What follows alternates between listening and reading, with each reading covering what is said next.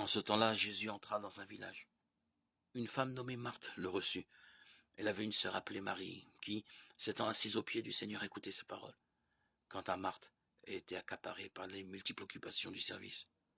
Elle intervint et dit, « Seigneur, cela ne te fait rien que ma sœur m'ait laissé faire seule le service.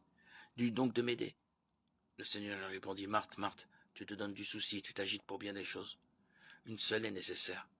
Marie a choisi la meilleure part, et elle ne lui sera pas enlevée. » Évangile de Jésus-Christ selon saint Luc. Je pense quelquefois à la plainte de Marthe, et je me dis que cette sainte femme ne se plaignait pas uniquement de sa sœur. Je suis même persuadé que son chagrin venait surtout de ce que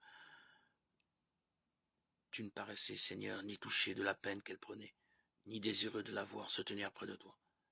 Peut-être se croyait-elle moins aimée que sa sœur. C'est là, je pense, ce qui l'affligeait, et non pas d'avoir à servir celui qu'elle aimait d'un si ardent amour. L'amour ne change-t-il pas le travail en plaisir? Cela transparaît bien, du reste, dans le fait qu'elle ne s'adresse pas à sa sœur. C'est à toi seul, Seigneur, qu'elle va porter sa plainte, et son amour l'enhardit au point de te demander pourquoi tu ne te soucies pas de ce qui la concerne. La réponse même que tu lui fis montre bien que sa demande procédait de la raison que je viens de dire. Tu lui répondis que seul l'amour donne du prix aux choses, et que l'unique nécessaire, c'est que l'amour soit si ardent que rien n'empêche d'aimer. Mais comment, ô mon Dieu, notre amour nous pourra-t-il être en proportion des amabilités de l'objet que nous aimons, si celui que tu as pour nous ne vient se joindre au nôtre? Me plaindrai-je avec cette sainte femme?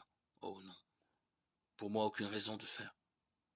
N'ai-je pas constamment reçu de mon Dieu des témoignages d'amour surpassant de beaucoup tout ce que j'ai jamais su demander ou désirer?